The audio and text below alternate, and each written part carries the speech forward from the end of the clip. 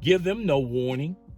Give them no advance. Cool when you do it, but it's a problem when I do it, right? Yo, I'm Chris the Dawn. Got a vibe you can't ignore. We let the rhythm high, make you dance across the floor. From the heart to sincere, every bar full of fight. Groove through the beat, I can never tell you why. You see the laughter in your eyes, let the good times flow. Videos, reaction, we might be ahead to go. Comedy podcast, you won't wanna miss this ride. Hit that subscribe, shoot your worries aside. Get ready for the beat to join the show. Chris the Dawn, bringing the heat, now let's go. Here's some stars that lives that never flow. But survivors away, now worries go.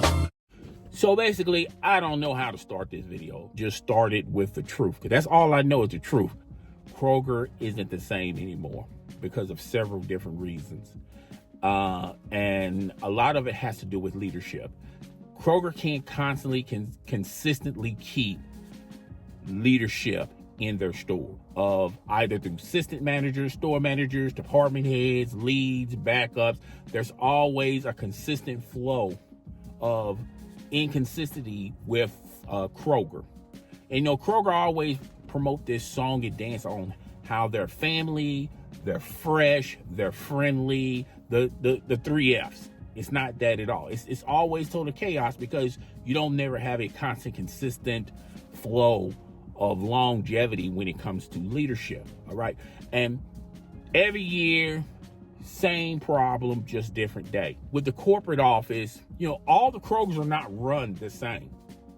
They're different based on the store manager and the store manager's logic. Okay. You may have this one Kroger that's super strict with attendance, with tardiness and things of that nature. But then further down the street, you got this other store manager that, you know, that's not interested in that. They just want the results. They want them done. Therein lies the problem. There's no consistent way of doing things. I reinvented myself for like 4 years with different managers, different store managers, all right, different leadership, all right. This last group of managers, they were different. They were way different. They would, you know, constantly push, you know, ways to budget the store. So like each store has a budget, and they would micromanage people on certain things you can order, certain things you shouldn't order. They would, you know, if you scratch something, they want to know why you scratched it. You know, they would constantly micromanage you on the small and the big things, constantly micromanage us. And then two, they would make days difficult where they would literally cut hours out of a department. And in some cases, they would just cut the overtime. It's one thing if you do these things and then we see growth in this store with sales, with hires and all that. We're through the roof on all that stuff. But when you don't even see that and you're just seeing growth to just get by to the next month, then is that really successful? Is that better than what we've been doing? If there's 8 stores, and before this new management got here, we was the 8th worst store, and now with this new group of managers, now we're the 7th best store. Is it worth doing all these changes or not hold themselves accountable? You know, they will hold us accountable for a lot of things we did wrong, but when they make decisions, they would never hold themselves accountable. We hired these 2 new guys, everything worked out. These guys would come in, these guys would work, you know, just leave them alone, let them work, and everything will be good. All right. Every time we assigned them a task, they would do it. All right. I had no issues with either of these 2. But the grocery manager had an issue with these 2 guys because of it being personal. On a personal level, not on a business level. These kids never disrespected him. It's just the fact that personally he had an issue with these kids. One kid would constantly have a hoodie on. Now, you know, it's, you know, he's in Frozen and it's the coldest area of the store. I didn't understand what was the emphasis of staying on him about his hoodie. We would tell him about it. And we basically went to the point, hey, when you see Samuel, that was our grocery manager, when you see him, you may want to take your hoodie off because he has an issue with you wearing a hoodie. All right. Another thing was the earbuds. Now, there is a policy. Let's be fair. Let's be transparent here. There is a policy where they do not want you to wear earbuds. I get that. Okay. I understand that. But when you're allowing everyone else in the store to wear earbuds, you got employees wearing earbuds. You got department heads wearing earbuds. You got everyone under the moon wearing earbuds, but you're always pointing out these two because they're wearing their earbuds. But nevertheless, we all had a meeting and we told them, hey, you just can't wear earbuds. For some strange reason, they don't want you to wear earbuds. First thing come out of their mouth is, well, how come all these other departments, how come these other people can wear earbuds? I mean, they're wearing earbuds up front. Shouldn't they not be wearing earbuds? We get all that. For some strange reason, Samuel is a sticking point with Samuel. Samuel does not want you to wear earbuds, whatever the case. All right. So they stopped. They didn't wear the earbuds, and you would think that would be enough with the hoodie issue, with the earbuds issue. You would think that's just good enough because they're still coming in. They're still helping us. They're still working. They're still doing their job. You think that would be enough, but it's not enough. Samuel was literally a control freak. All right. He wanted to be in charge. He wanted to be in control of every nuance, every perspective of the department. And sometimes, and in a lot of cases, it slowed down progress.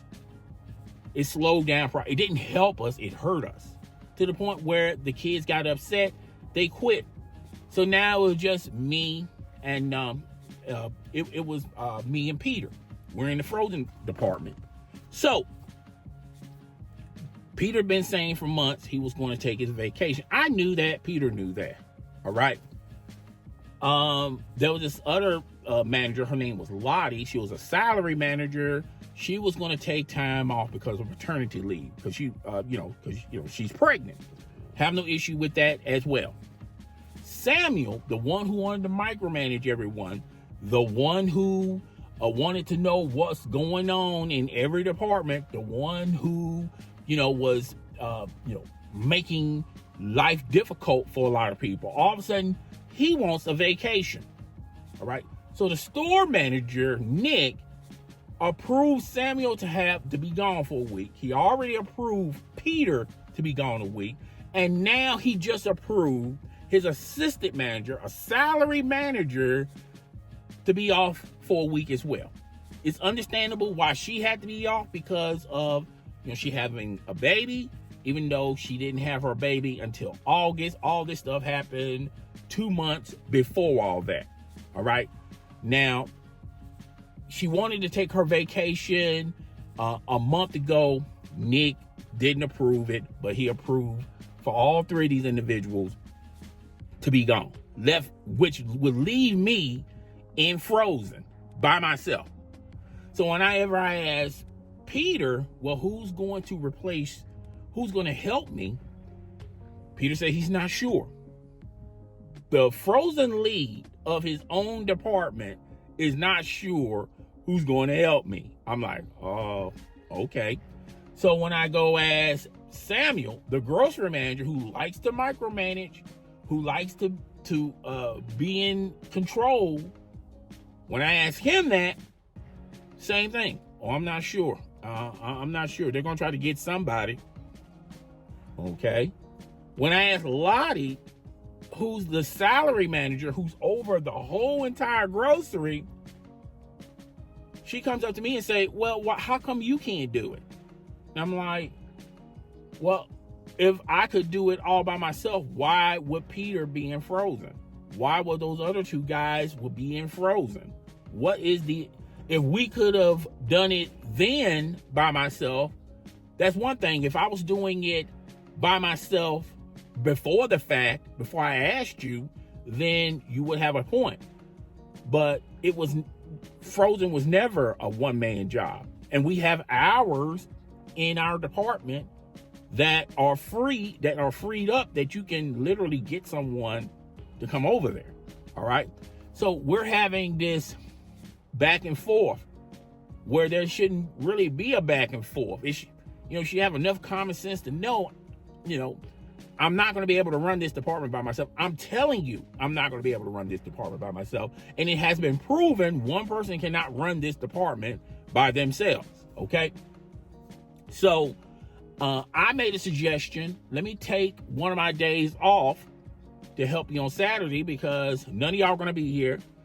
Technically, I'm off on Saturday. I don't have to be here either, but I'm going to take one for the team and work on my day off. I'm thinking in the back of my mind, okay, they see this, then they'll say, okay, we need to put somebody over there. Because if he's doing that for us, then we need to do something for him. You would think that's how it should have went down. It didn't even go down. All of them are on vacation. Have a hard time finding Nick. I called Nick, called Samuel on his vacation. I called Peter. No one knows. All right. So I work Saturday, Sunday. I work Saturday by myself, Sunday by myself, Monday by myself. So Tuesday night, I come in, business as usual. I'm in the mindset of, okay, there's no one coming. So I need to try to do what I can do. All right. Tuesday come rolling around, people gossip at our store. That's not a problem with our store. There's too many people knowing too much and going and running around telling everybody else's business. Okay. Which shouldn't be new. Should be expected. So gossiping. So I heard through gossip that when Peter comes back, they're going to pull me out of my department and put me in another department.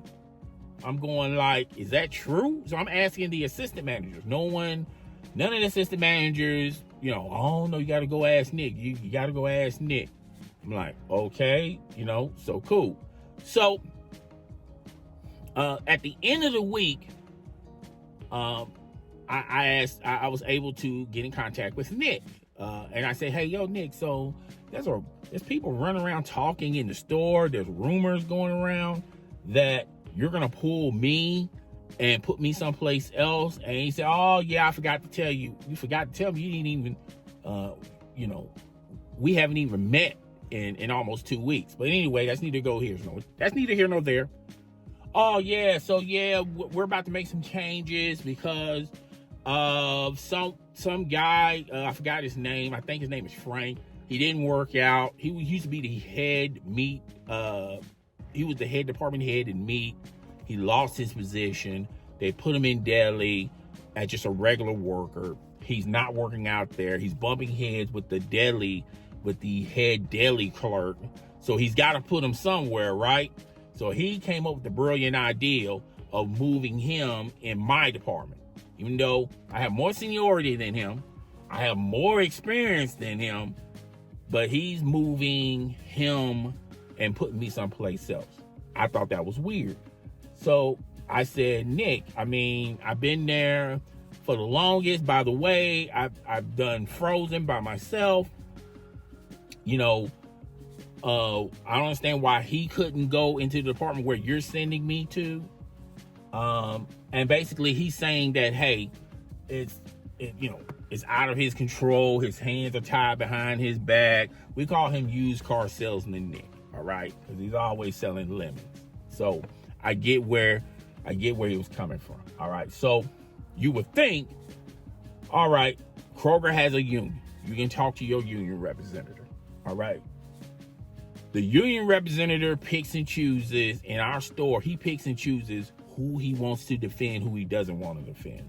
Even if you pay union dues, he, picks and chooses who he wants to defend. All right. So I went above him, went to the union. I asked the lady, I told the lady my situation. I thought on the outside looking in that she was going to look into it, maybe talk to Nick, this, that, and the third. Come to find out, she told me that she went to the store. Come to find out, she didn't even go to the store. All right. And basically trying to convince me, told me to call her back Monday. I called her back Monday. She said she's a little busy right now. She don't have time. I said, cool. But I waited all the way until Wednesday night to finally talk to her. Wednesday going into Thursday. And she told me, well, it is his store. He can, put whoever he wants to put over there, which I'm not contesting that. But don't make it look like, that wasn't what you said when we met, or even talked on the phone. You didn't say it was your decision. You said you had to put him somewhere. All right. So I explained to the lady, I even had proof. Like she said, I tell you what, won't you just work that week in that department and see what we're going to do? So I asked Nick again. I said, hey, if I work the week, if I go ahead and work this week in this other department, can I then go to another department? Maybe put me somewhere else in the store. I got more seniority. I got more experience than a lot of these people. Come to find out, that wasn't in the cards. Nick didn't want to do that. He said, quote unquote, mess the apple cart. He had everyone where they needed to be. Okay? So, I'm at a dilemma. Should I go work in an apartment? Should I go work into this new department that I know for a fact I'm never going to leave there? I don't have an opportunity to advance and go to someplace else. Even more important than that, even if I issue a transfer, they're going to slow walk this transfer out. And they're going to make up excuses that, can't you wait to transfer him until we find somebody or hire somebody for that position? So that's like another whenever. Okay. So I said to myself, should I just accept it for what it is?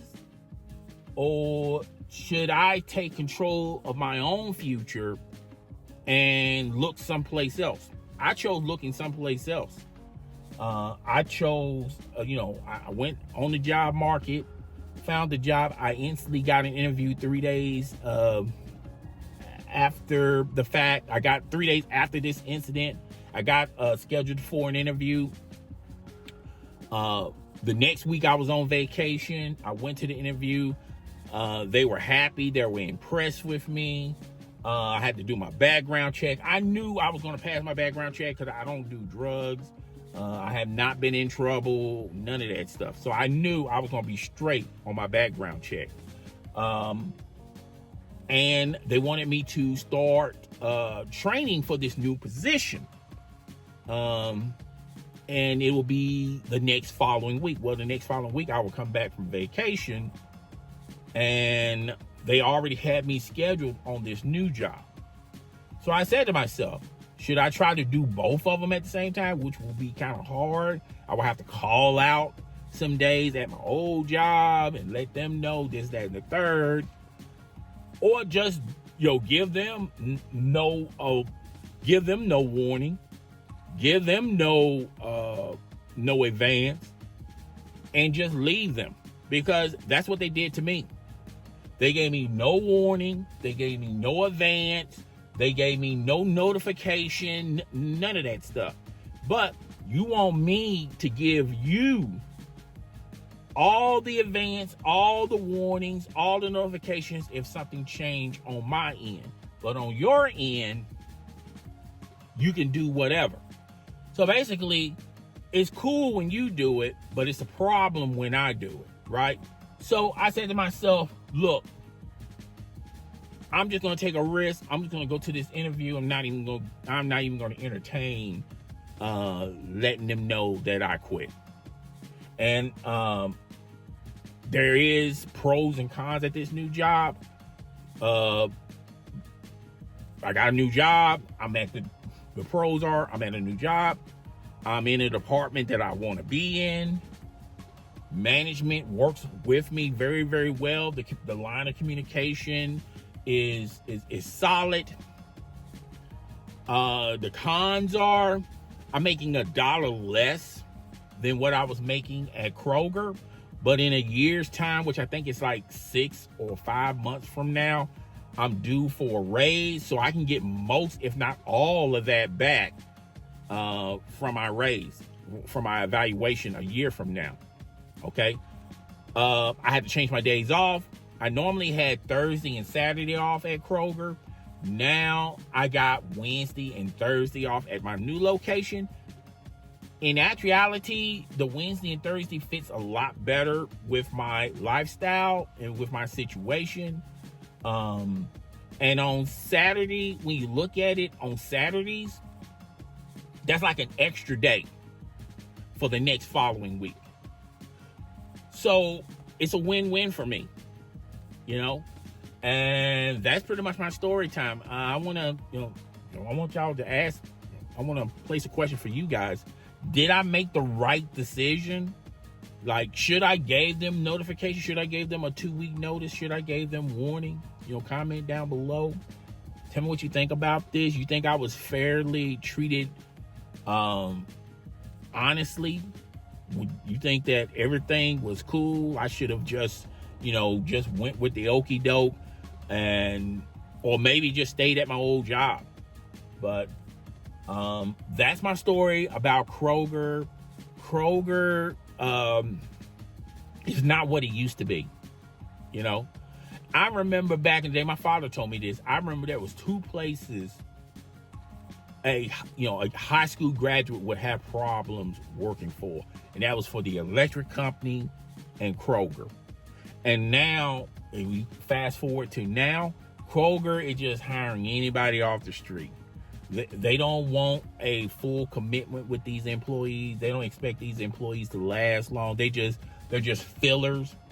To help them out along the year, and then when they quit or when they fire them, they move on. Okay. So I'm gonna tell you the time. I'm gonna got some more interesting details about Kroger. I'll talk to you guys later. By the way, hit the subscription button, the notification bell, share this video with your friends, family, as well as your followers. Let's get this YouTube channel lit in the YouTube algorithm, because you guys are all well aware of the YouTube algorithm know of me, but it just doesn't know me. Okay. So I'll see you guys on the flip side of things. I'm gone. Deuces.